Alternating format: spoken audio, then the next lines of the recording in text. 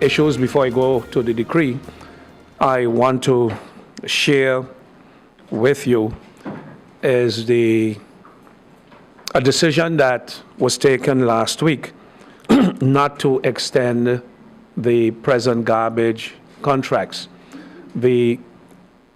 One of the decisions that the former government had taken after the vote of no confidence was to rush into a decision to use, and I can probably say misuse, Article 47 of the Comptabiliteitslandverordening, the law that allows you to deviate from public tenders, to use that law and ask the governor to sign a decree to extend the garbage contracts for another 5 years. Now, the garbage contracts will expire, I think, will run out in April, I think, somewhere in 2016. So there is no urgency to extend them. And if, for instance, if there was not enough time to put them on public bid, you would say, well, okay, we'll extend them for 6 months to give government the opportunity to put it on public bid. However, they have chosen to give the 4 present contractors an extension, not for 6 months, not for a year, but for 5 years. Last week, the decision was taken to write all 4 garbage contractors, the present contractors, write them to notify them that the extension has not been granted, has not been approved, and that it will go unbid. The Public Works Department has also prepared a tender document for the expansion of the districts. Right now, the garbage collection is divided in 4 parcels, as it would be referred to, parcel 1, 2, 3, and 4. And incorporated in that also was the cleaning of the roadsides. That is what had created the difficulty, the challenge for government. As you can recall, when I was Minister of Romi in 2012-13, I awarded contracts for the cleaning of trenches. That was the only possibility that we had to award some sort of cleaning to smaller contractors, because the garbage contracts as they were then had built in the trenches, the roadside cleaning. But roadside cleaning is not done regularly, only on main roads. It is done every month, but on what they call the secondary roads, it is done once in 3 months. So what we are doing is expanding on the garbage contracts, the districts rather. So instead of 4, it will be 8 parcels, and the roadside cleaning and trench cleaning will also be broken down in a certain amount of districts. And the intention is to, what they call like share the joy, spread the wealth, rather than having 4 contractors responsible for all of the work. And one of the cries of the young men in the different districts is, we want to work, we want to help keep our island clean, and we cannot say that whenever an opportunity was given, the boys in the different districts came out, unlike what people would think and have said of them, and we would see them working morning, noon, and night in the hot sun, cutting grass, removing debris, cleaning trenches. So government's aim is to give them the opportunity, not on a occasional basis, or if there's an election coming around the corner, or if it's Christmas, but that they too can build a sort of a future for themselves and their family, knowing that they have a contract that is not once every 3 months or once every 6 months I get something to do, but that they have a structural income. But at the same time also, it will ensure that our roadsides and our districts and our main roads would be clean at all times.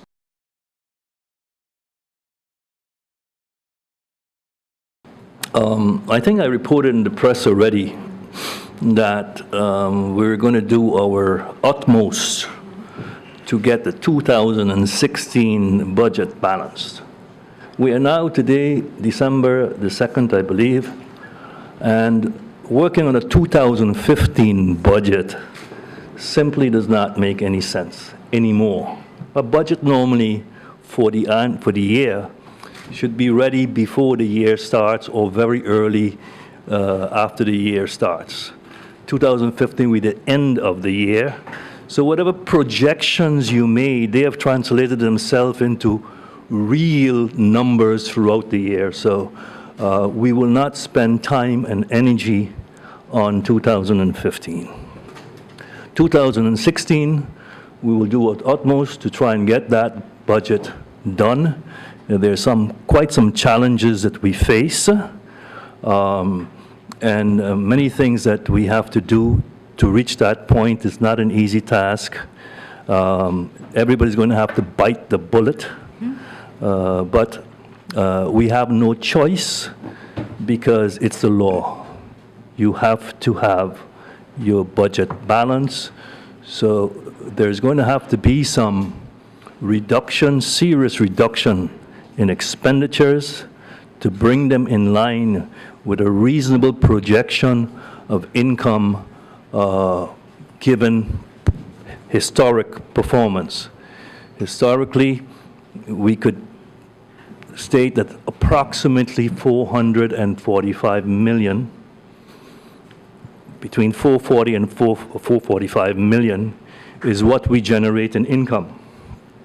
So I think it should be a quite easy exercise. The 445 million is your cake, and you always have, if you eat your cake, you don't have it anymore. But that's exactly what we've been doing.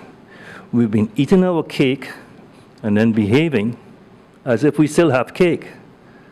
So the approach I'm using is, what is a reasonable, objective projection based on historical performance, and expenses simply have to be brought in line with it, and you would end up with a balanced budget.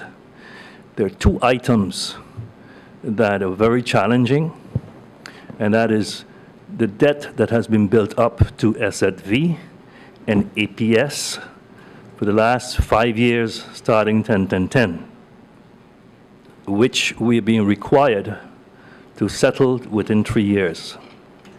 It's an amount that probably runs around 150 million, and a solution has to be found to be able to settle that in our 2016 budget and our multi-annual 5-year budget, and that is where the focus is on right now to get that done.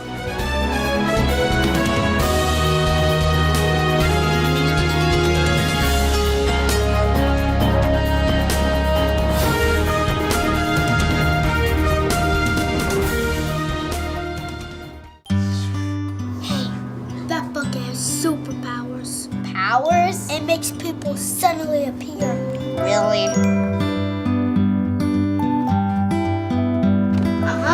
You appeared. It makes people suddenly appear. At the right time.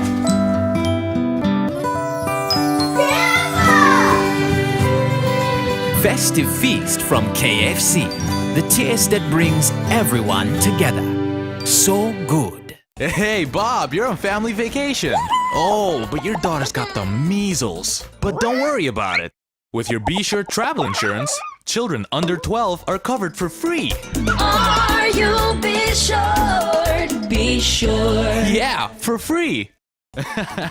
Bob, I can understand why you're parking so carefully. Of course, when you can get 80% discount on your Be Sure car insurance. But that's overdoing it, Bob. Are you be sure? Be sure. Yeah. GEBE has been faithfully serving the communities of St. Martin, powering your home and our economy. Come rain or shine, our qualified team of professionals are working hard 24 hours a day to provide you and your family with safe, reliable electricity and water. We use the latest technologies and test our products daily to maintain the highest international standards. Our friendly staff is always there to assist you, whether in person, over the phone, or online. We are committed to constantly improving our products and services, making them more efficient, effective, and environmentally friendly to serve you better today and our next generation of clients tomorrow. GEBE, powering a brighter future. Our friend Megawati is here with tips to save you energy. 1. Turn your airco temperature up. 2. Use a ceiling fan instead. 3. Buy energy-saving products. Save some green with NVGEBE. Anybody bingo? Nobody bingo. Need a loan that's quick and easy. Island Finance. Up to 50,000 guineas really easy. Island Finance. For education, yes. A renovation. That's no problem. Yes, it's true. That's not all. They're quick and friendly too. Island Finance. Appliances, vacations, even fix your car. You can depend on Island Finance.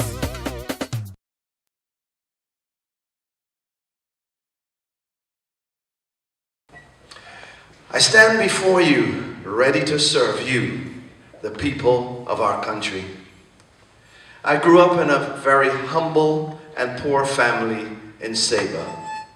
Both my father and my mother were strong Christians who served their church and their community well. They both worked hard, and my mother was called the Mother Teresa of Saba. There's one thing that Mother Teresa is known for, and that is her lifelong, dedicated service to the poor, the sick, and the suffering. So now you understand who my mother is. My father was a fisherman, a farmer, and he also raised animals.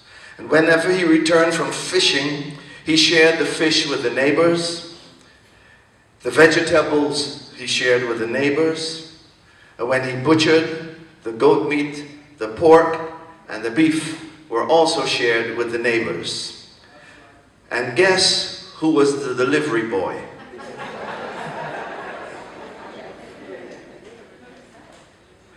I learned in our home that God should be feared and respected, and that I should honor my father and my mother. I learned the hard way that I should respect the property of others and to be honest and always tell the truth. My father had a small wooden box in which he kept his valuable papers, his cufflinks, and his tie pin. The box was always locked with a wonderful, gorgeous key that attracted me very much. I love that key. And one day I took the key to play with it and never put it back. So when my father was looking for his key and asked me and my siblings about the key, I denied ever seeing the key or knowing about its whereabouts.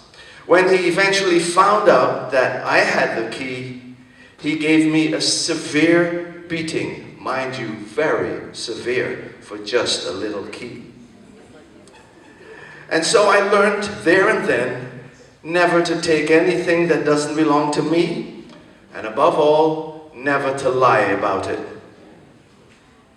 My mother and father were prime examples of living according to Christian principles. They had a deep compassion for others. They worked hard, were honest, open, loyal to family, to church, and to their island. My mother and father were both people of integrity, and these principles definitely rubbed off on me as well. And so all my life I tried to live according to these principles, such as being honest, transparent, truthful, accountable, hardworking, being loyal and faithful wherever I went. And when I was required to work 8 hours, I worked 12 hours. and more. And I'm realizing that this work ethic has also rubbed off on my sons. And I've practiced these simple principles at home, in the workplace, and I can tell you that they work. Living by Christian principles makes life so easier and not so complicated. You don't have to worry about what you've said when you tell the truth. And one thing for sure, after a long day's work, I fall asleep without any worry. Talking about work, I've worked and served in many sectors of government for 33 years. I've literally been a servant, a civil servant. I started my working career as a semi-civil servant. That is the title given to teachers. At one point, I became a great servant when I was appointed Lieutenant Governor of Saba. While being Lieutenant Governor, I served as Secretary to the Executive Council and also as Secretary to the Island Council. I also served as Chief of Police and as the unofficial social worker on the island. I say I was a great servant because Jesus said, if you want to be great in the kingdom, you must be the servant of all.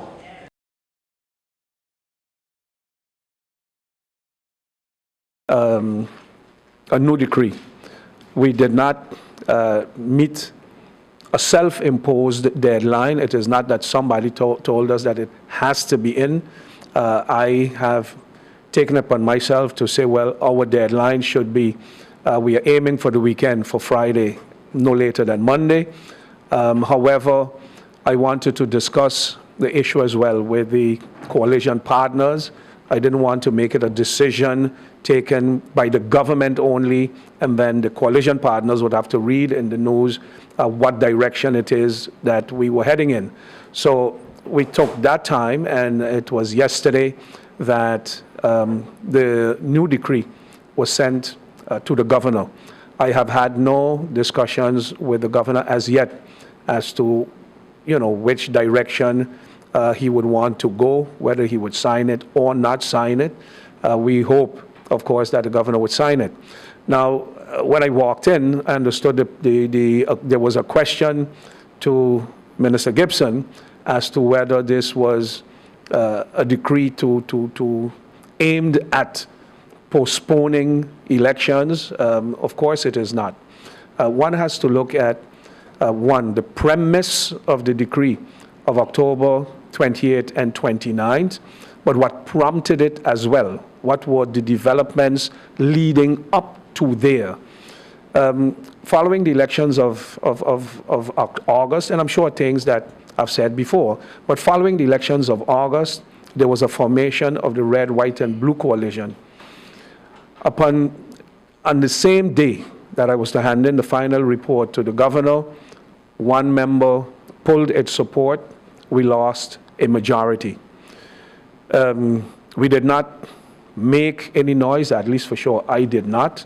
Shortly after, the Red, White, and Blue lost another person who jumped ship, as they would call it, declared themselves independent. We had first MP Cornelius de Weaver. Shortly thereafter, we had MP Leona Marlin, who left her party to strengthen the coalition. It seems all well then. It was okay. A new government was put in place, supported by persons who crossed party lines to support a new government. If that was something so bad, then I'm sure the government would have included in their governing program, or as a priority, they would have said, we will ensure that ship jumping will be something that will be eradicated, will be minimized, will be mitigated, will be stopped. We will pursue electoral reform to this effect. No, that did not happen. All of us know that the government said priority for the government was balancing the budget and coming with an integrity chamber legislation. That was their priority. At no point in time did the government indicate ship jumping is something detrimental to our democracy that we need to address. Here it is, a year later, other persons who hold a seat in Parliament decide to cross party lines, to resign from their party and withdraw their support. The governor, in his first reaction to this, put in writing to Minister Gomes at the time that the government has lost its majority. There is a motion of no confidence against the government. There is a new majority with a governing accord, so he sees no reason why the formation of a new government cannot begin, and reminded them that they should, in accordance with Article 33, make their positions available. That is when all hell broke loose, and former Minister Gomes and his cabinet decided they ain't going home, they're not resigning. Instead, they invoked Article 59, which gave them the right to dissolve Parliament, and we had that whole standoff that lasted some 7 weeks or 6 weeks that resulted finally in the signing of the decree. They signed a decree on the 28th that would take effect on the 15th of December. Then they signed a decree again, canceled that one, withdraw that decree, signed a new one that said it would go into effect on the 15th of December with elections in February. It is not yet in effect. That's one. Two, the premise of it is we need to stop ship jumping. And how are we going to stop it? According to the decree, would be by holding elections. Now, anybody who says that we will hold elections, whether it's this week, next week, or February, and that will stop ship jumping, is living on a different planet. What we have addressed in our decree is the fact that, one, it won't stop ship jumping. Two, that it is clear that St. Martin needs, based on what we have realized, based on what we have learned and seen between September 30th to when the decree was signed, that we have some serious issues. And if we do not address those issues and properly regulate them, even if we have an election in February, there is no guarantee even that before the swearing in, we would not have, let's say, ship jumpers.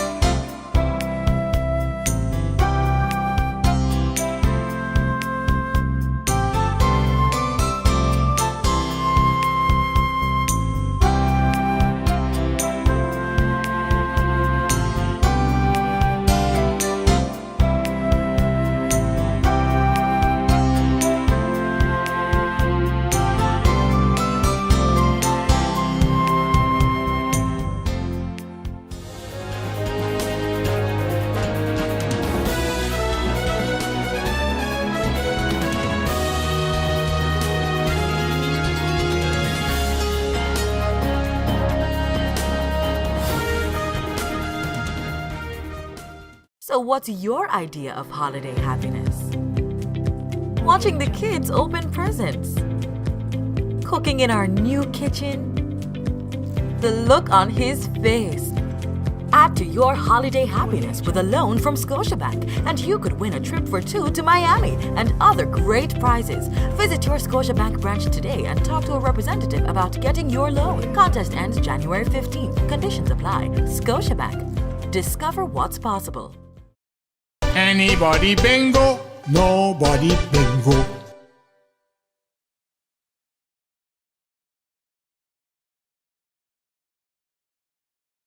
Morning. The application period started to receive study financing on October 15th and will run through January 15th, 2016. Study financing website, www.studyfinancing.sx, has been upgraded and it will be officially launched next week. In an effort to increase the efficiency in the application process, The new website also offers the possibility for the applications to be filled in online. The information is then automatically stored in the application database. Persons are still, however, required to print out the form and submit it with the required documents. Also pertaining to study financing, the Ministry of Education, Culture, Youth and Sports signed an educational partnership agreement with Pittsburgh Technical Institute to promote technical vocational education primarily for students in the PSVE and PKL streams.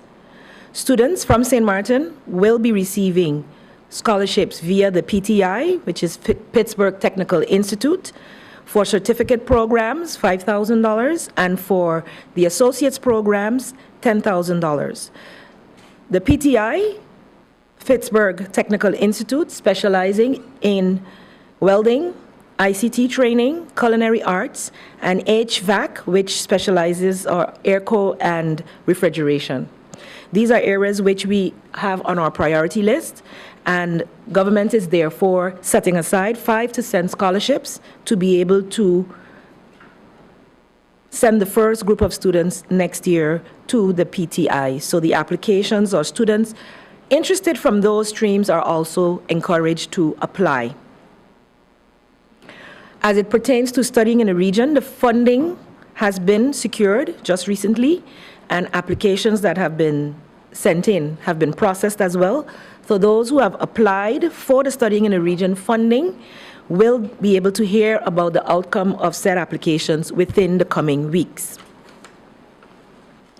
As I mentioned last week, on Sunday upcoming, we will be hosting the annual Thanksgiving service in front of the Government Administration Building. This is an ecumenical service which will begin at 4:30 p.m. Praise and worship will be led by the New Testament Baptist Church. Yearly, this endeavor is undertaken by the St. Martin Christian Council